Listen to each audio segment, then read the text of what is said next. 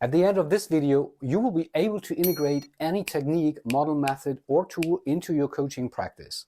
If you do not know how to do that in an appropriate way, you may mess up with your coaching clients and the coaching conversation, and you will lose maybe your clients, your coachees. They will not come back to you if they feel you have used a technique, model, method, or tool for the sake of just trying it out and not for the sake of their benefit. Finally, it is better to use solely the key effective interventions, which are effective questioning and empathic listening, before applying any other technique, model, method, or tool that you have not consciously assessed, selected, or maybe even dropped. How you assess and, if appropriate, to integrate them into your coaching practice, I will show you in this video. My name is Matthias and you are watching Who Coaches? This is Coaching. What's up, coaches? Matthias here, and most of you know that the key coaching interventions are effective questioning and empathic listening. No doubt about that. And if you want to see more about the third building block of my coaching framework, then watch these videos. It's about effective questioning and empathic listening. You find the links in the top right corner and in the description.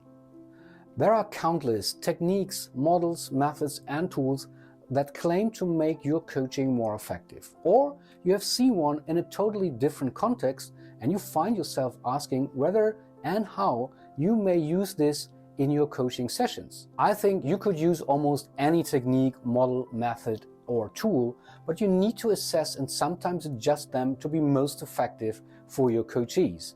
And sometimes you even consciously decide dropping them. Well, let me use an analogy here. With a pen, you can write a page-turner novel, or you may sketch a beautiful drawing, or you can hurt or even kill someone by spiking with it.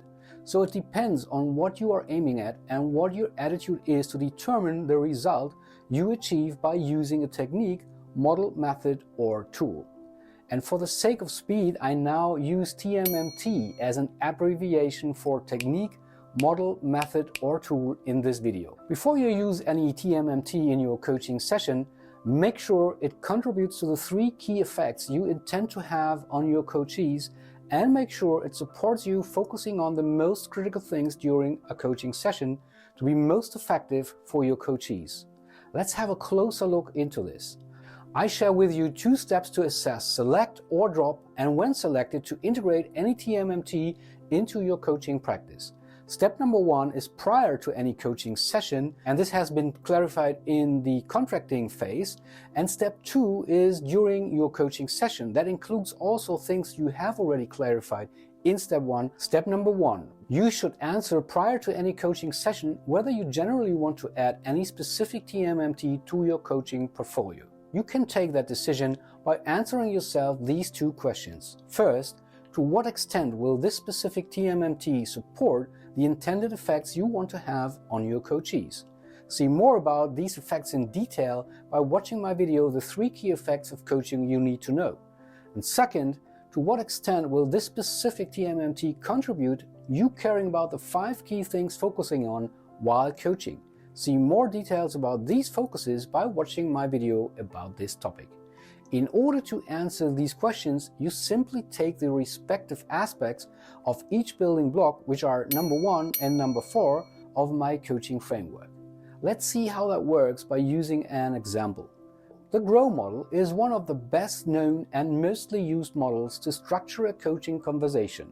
I think they have just little impact on self-awareness, responsibility, and self-belief. Let's check therefore the 4th building block. This model helps you as coach to keep focus on that the agenda and the content come from your coachees, and it supports you facilitating a goal-orientated process. So you may decide to use the GROW model in your coaching practice if you are looking for something that supports you in focusing on these 2 things during a coaching session. Another example, the 6-second technique. It merely means that you keep silent and count internally from 1 to 6 to let your coachees enough time for thought, taking on responsibility, restrain yourself from your own thoughts and from interrupting your coachees.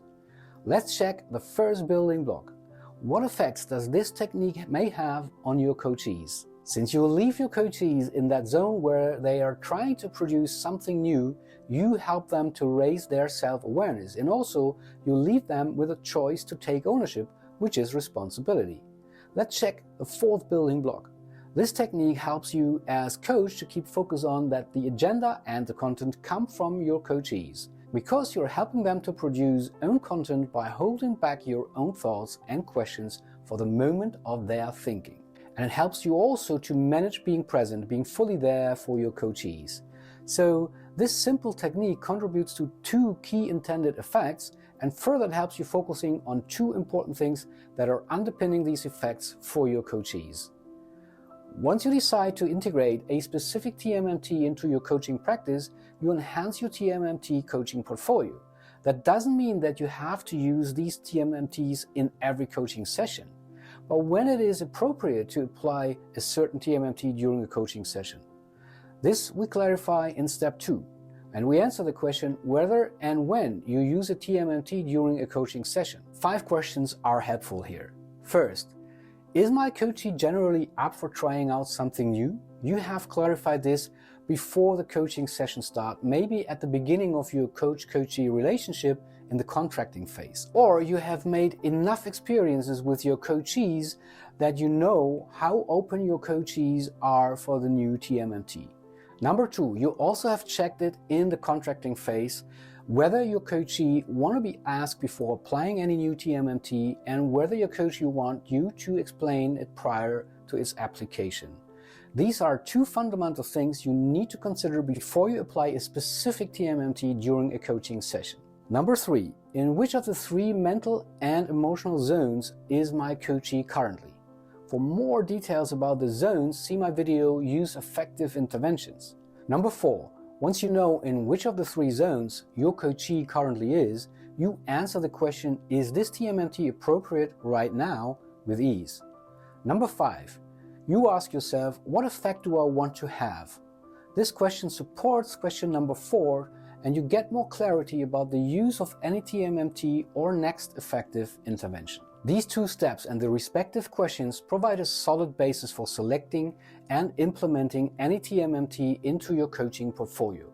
This should help you consciously introducing a TMMT into your coaching practice and the use of it in your current coaching session. Don't be afraid of making mistakes. Even with the best intent and evaluation of a TMMT, sometimes it goes wrong.